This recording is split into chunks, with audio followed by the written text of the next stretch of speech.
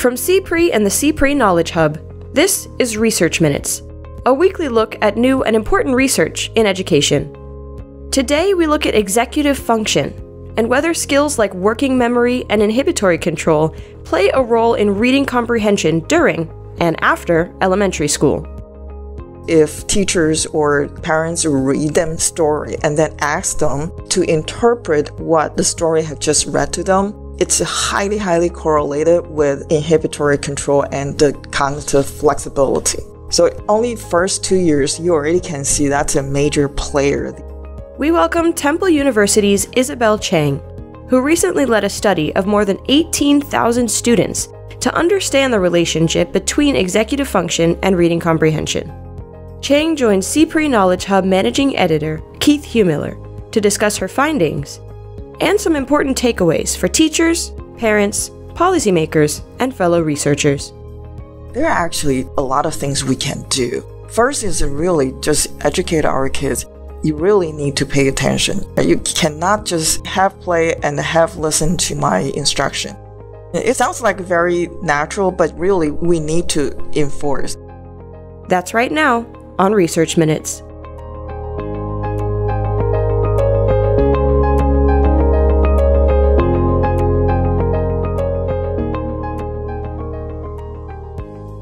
Hello and welcome to Research Minutes. I'm Keith Heumiller, Managing Editor of the CPRE Knowledge Hub. Today I have the absolute pleasure of speaking with Isabelle Chang, Assistant Professor of Psychology with the College of Liberal Arts at Temple University. Thanks so much for joining us, Isabelle. Thank you. Today we're going to be discussing your new study. It was just published in the Journal of Early Childhood Research titled Influences of Executive Function, Language Comprehension, and Fluency on Reading Comprehension. The study involved roughly 18,000 kindergarten students, and it set out to examine whether children's executive function, those things like goal selection, self-regulation, and mental flexibility, can be predictive of future performance in reading comprehension. To start, could you give us a little bit of context? What is executive function, and what led you to think it might be linked to reading comprehension? Sure. I'm going to use the U.S. Department of Education's definition, which is actually also commonly used by all the researchers.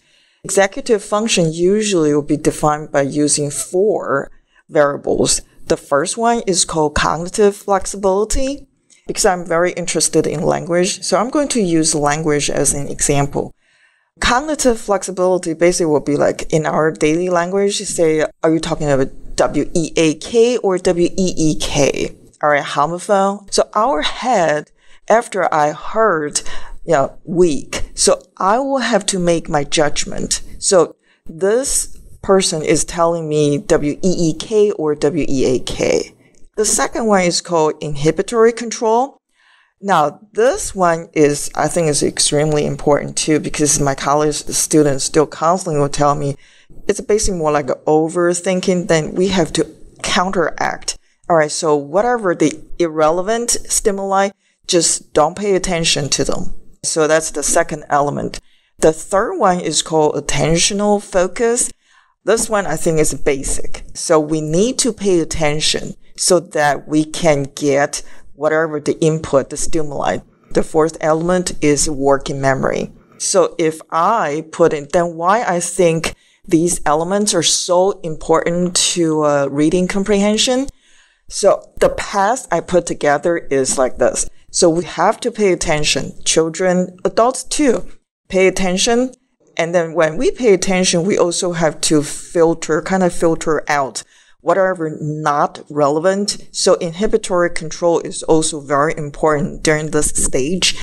And then we move to that, I pay attention so that I can catch what you just told me. Hold that information briefly, that working memory. And then we go through the thinking. All right, so I have to make the judgment. This should be a weak, W-E-A-K or W-E-E-K. And then, so whatever not related, just don't pay attention. So that's inhibitory control. I believe when children, adults too, when we have very strong cognitive flexibility and inhibitory control skills, we're going to have good reasoning skills, which is essential to reading and also math comprehension. So, as you note in your article, reading comprehension is an essential component of success, not only during school, but later in life as well. But in 2017, fewer than 40% of U.S. 4th and 8th graders were performing at or above a proficient level. Was it those kinds of stats that drew you to this line of research, or were there other more specific questions that you were hoping to answer? Yeah, it's very important. Those numbers, it sounds really scary. So I was thinking, okay, then what can I do? All right, I'm going to show, the readers, okay, these are the findings, and then maybe we can do something. So, Isabelle, you uncovered some intriguing findings in your research, including that the effects of executive function can be traced from kindergarten through both first and second grade. So, could you just walk us through what you learned? If you have the chance to read the article, table 1, you're going to see from kindergarten to actually only first grade.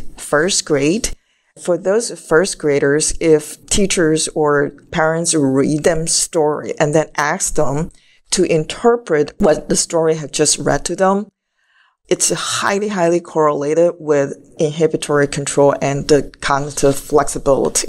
So only first 2 years, you already can see that's a major player.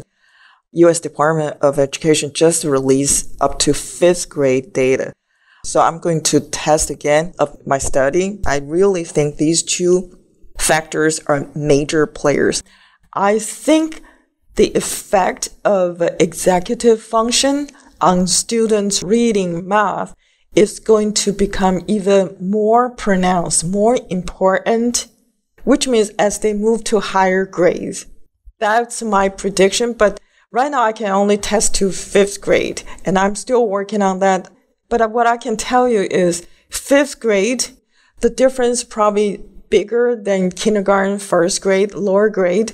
But my prediction is by the time 8th grade, this effect is going to be even stronger. First and second already have a very strong effect. Although you still look like working memory is the strongest direct effect, but I believe cognitive flexibility and the inhibitory control, these two variables, I believe is serving more like a mediator. Attention and the working memory is more like a direct effect. That's why the correlation is pretty high, especially working memory. It's very high. Direct effect, it doesn't look like cognitive flexibility and then inhibitory control that strong. But I think the serve mediator or moderator can be both. And my study did show that's the case. It's like working memory depends on, let me use this kind of language, probably a little bit easier to understand. Working memory needs cognitive flexibility. Working memory needs inhibitory control, working together to affect students' reading comprehension. The third variable effect, that's basically more like they are a player, okay, but you don't see that strong of a direct effect, but they're going to work together with working memory, work together with attention to affect students' reading comprehension. And even only up to second grade, I already can see that's the case. So I'd like to ask what you think the implications of your research are. What do you think policymakers, practitioners, or even parents might be able to take away from your work? There are actually a lot of things we can do. First is really just educate our kids. You really need to pay attention. You cannot just have play and have listening to my instruction. Let's pay attention. It's kind of like, sounds like very natural, but really we need to enforce, okay? Pay attention so that you can catch what coming to your way. So it's stimuli. You can catch the stimuli. So like I said, the path is so that I can remember and I can do some analysis. So sure it should be this one, not this one. That's cognitive flexibility. We don't want to hit the wall. And then for anything that not relevant, forget it. Okay, don't overthink those irrelevant stimuli. So I think those are very important to help kids to concentrate and then to follow the storyline. or to listen to the teacher. And then apparently it did make difference. Even first grade already showed that's a major factor. And then I also like this. Even in my college classroom, I call it bite-sized learning check. Teachers, right after, same as parents, right after what you just tell the kids, you can have the learning check right away. So the other thing parents can do is take their kids outside instead of just lock inside and play the electronic device. So these are what I was thinking to increase our students' reading skills. Pay attention, go through thinking, which is that cognitive flexibility and inhibitory control.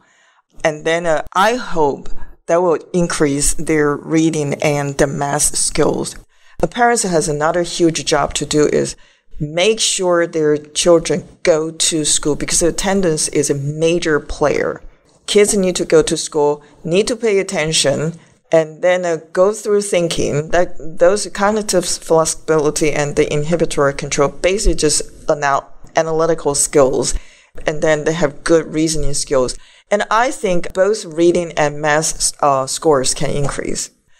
What my interpretation of attendance, why attendance is so important is, I think once the child can follow daily routines, they can follow the order, and they become more prepared, and then eventually probably become even more conscientious. That's why they can do well. Attendance is not just sitting in the classroom. I think they become prepared. I need to pack my homework, not only my homework, completed homework. All right, I need to have my pencil. So that's why I think attendance is such a big player, major player. What about policymakers? All right. My study also shows this is a college level material, content material, which means like a textbook. Textbooks are very important. Students do need textbooks. Very often we hear inner city kids that don't even have textbooks. So I was thinking maybe through U.S. Department of Education, through philanthropist, donation, and let's use OER, open. There is actually a pretty good one. My students don't buy textbooks. I always use OER now.